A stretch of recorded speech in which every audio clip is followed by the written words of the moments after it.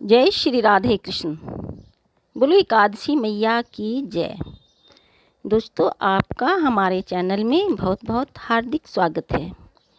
एकादशी व्रत सभी व्रतों में श्रेष्ठ माना गया है और उससे भी ज़्यादा ज्येष्ठ मास की निर्जला एकादशी को बहुत ही सर्वोत्तम माना गया है। जैसे कि जो लोग एकादशी का व्रत नहीं करते हैं उन्हें भी यह निर्जला व्रत अवश्य करना चाहिए। इस एकादशी का व्रत करने से सभी एकादशी का पुण्य फल आपको मिल जाता है। इस एकादशी में निर्जल रहकर व्रत किया जाता है और यह व्रत बहुत ही स्वच्छ व संयम का व्रत होता है। निर्जला एकादशी का नियम पालन करने से बहुत ही पुण्य फल मिलता है। दोस्तों, एकादशी व्रत में 3 दिन का नियम संयम होता है। दशमी के दिन से तामसी भोजन से परहेज करना, जैसे कि लहसुन प्याज न खाएं। सूर्यास्त होने से पहले ही भोजन कर लें। दशमी तिथि से लेकर द्वादशी तिथि तक आप किसी की निंदा न करें, ब्रह्मचर्य में रहें, न गलत बोलें, न ही गलत सुने, न ही कोई अपशब्द बोलें। हमारा बिस्तर भी साफ सुथरा हो। अगर हमारे पास लड्डू गोपाल जी या शालिग्राम जी हैं तो उनका अभिषेक अवश्य करें। दूध, दही, घी, शहद, शक्कर मिलाकर पंचामृत बनाएं या गाय के कच्चे दूध से अभिषेक कर सकते हैं। फिर पीले वस्त्र, धूप, दीप, नैवेद्य, पीले पुष्प अर्पित करें। शुद्ध घी का दीपक जगाएं। विष्णु सहस्त्र का पाठ करें और भगवत गीता का पाठ सुबह करें। अधिक से अधिक समय प्रभु के भजन कीर्तन में लगाएं। यदि हम निर्जल व्रत हैं तो हमें एकादशी से लेकर द्वादशी तक जब तक पारण नहीं करते हैं तब तक जल न लें। एकादशी की शाम को एक छोटा चम्मच जल आचमन के रूप में लें और रात्रि को जागरण करें। अखंड दीपक जगाएं, कपूर से आरती करें। सुबह स्नान करने के बाद पूजा आदि करें और किसी को भोजन कराएं और फिर मीठे जल का और खरबूजा व आम आदि दान करें। निर्जला एकादशी का व्रत 2021 में 21 जून दिन सोमवार को है और पारण समय सुबह मंगलवार को 8:12 तक होगा। तुलसी जी की पूजा करें, दीपक जगाएं, परिक्रमा करें, ओम नमो भगवते वासुदेवाय का जाप करें। आपकी हर इच्छा पूरी होगी और आपको हर कार्य में सफलता मिलेगी। कथा इस प्रकार से है। श्री भीमसेन बोले, हे पितामह, भ्राता युधिष्ठिर, माता कुंती, द्रौपदी, अर्जुन, नकुल और सहदेव आदि एकादशी के दान व्रत करते हैं और मुझसे एकादशी के दिन अन्न खाने को मना करते हैं। मैं उनसे कहता हूँ कि भाई, मैं भक्तिपूर्वक भगवान की पूजा कर सकता हूँ, परंतु मैं एकादशी के दिन भूखा नहीं रह सकता। इस व्यास जी बोले, हे भीमसेन, यदि तुम नरक को बुरा और स्वर्ग को अच्छा समझते हो तो प्रत्येक माह की दोनों एकादशियों को अन्न न खाया करो।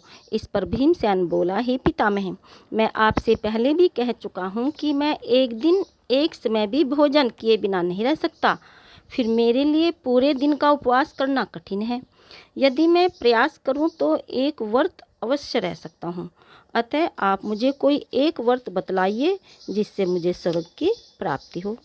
तो श्री व्यास जी बोले, हे वायुपुत्र, बड़े बड़े ऋषि और महर्षियों ने बहुत से शास्त्र आदि बनाए कि मनुष्य को दोनों पक्षों की एकादशी का व्रत करना चाहिए। इस श्री व्यास जी के वचनों को सुनकर भीमसेन नरक में जाने के कारण भयभीत हुए और बोले, हे पितामह, अब मैं क्या करूं, क्योंकि मुझसे व्रत नहीं हो सकता। आप मुझे कोई एक ही व्रत बताइए जिससे मेरी मुक्ति हो जाए। इस पर श्री व्यास जी बोले, हे भीमसेन, कृष्ण और मिथुन संक्रांति के मध्य में ज्येष्ठ माह की शुक्ल पक्ष की एकादशी होती है, उसका निर्जल व्रत करना चाहिए। इस एकादशी के व्रत में स्नान और आचमन में जल वर्जित नहीं है, लेकिन आचमन में 3 माह से जल से अधिक जल नहीं लेना चाहिए। यदि सूर्योदय से सूर्यास्त तक मनुष्य जलपान न करे तो उसे 12 एकादशी के फल की प्राप्ति होती है। द्वादशी के दिन सूर्योदय से पहले ही उठना चाहिए। स्नान करके ब्राह्मण को यथायोग्य दान और भूखे ब्राह्मण को भोजन कराना चाहिए। स्वयं भोजन करें और इसका फल संपूर्ण एकादशियों के फल के बराबर है। तो हे भीमसेन, स्वयं भगवान ने मुझसे कहा था कि एकादशी का पुण्य समस्त तीर्थों और दानों के पुण्य के बराबर है। जो मनुष्य निर्जल एकादशी का व्रत करते हैं उनको मृत्यु के समय भगवान यमदूत नहीं दिखते। उस समय भगवान विष्णु के यमदूत स्वर्ग से आते हैं और उनको पुष्पक विमान में बिठाकर स्वर्ग ले जाते हैं।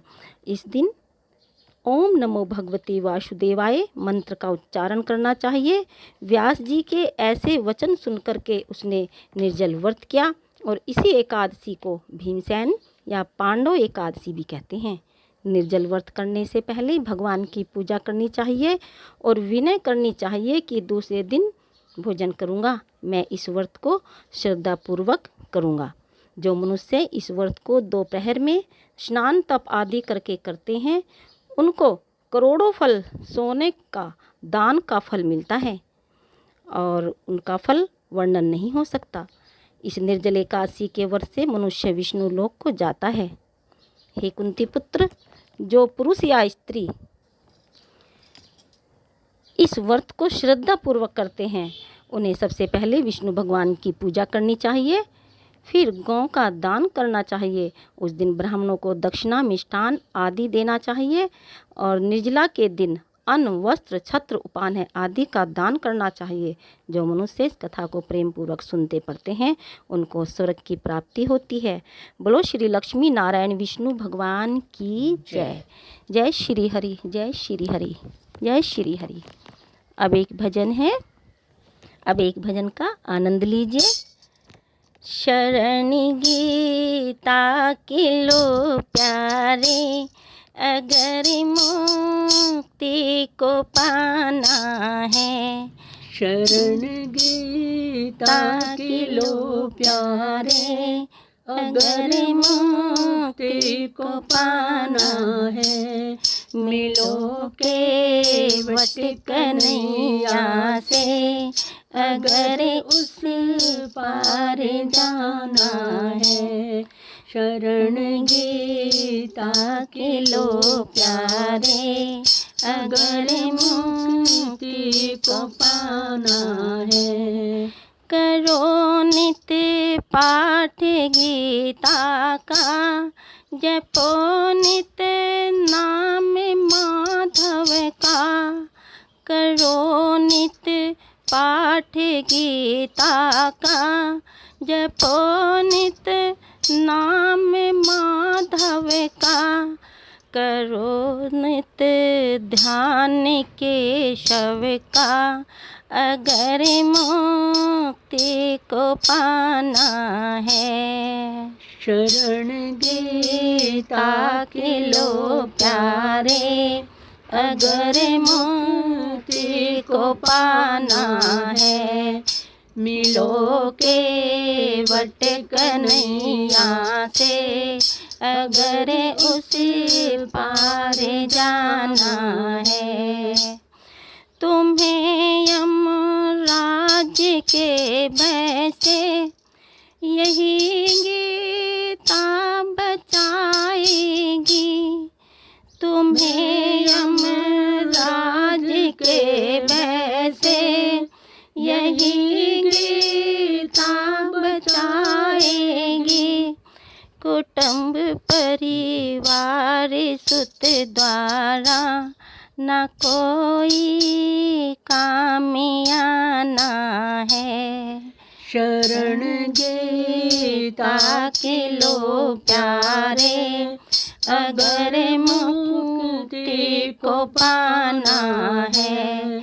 मिलो के वट कन्हैया से, अगर उस पार जाना है।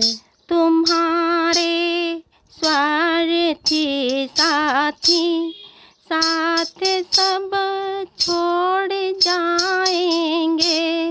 तुम्हारे स्वार्थी साथी साथी साथ सब छोड़ जाएंगे।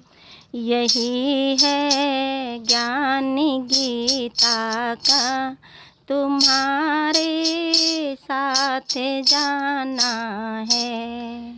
शरण गीता के लो प्यारे, अगर मुक्ति को जाना है। मिलो के वट कन्हैया से, अगर उस पार जाना है। शरण गीता के लो प्यारे, अगर मुक्ति को पाना है।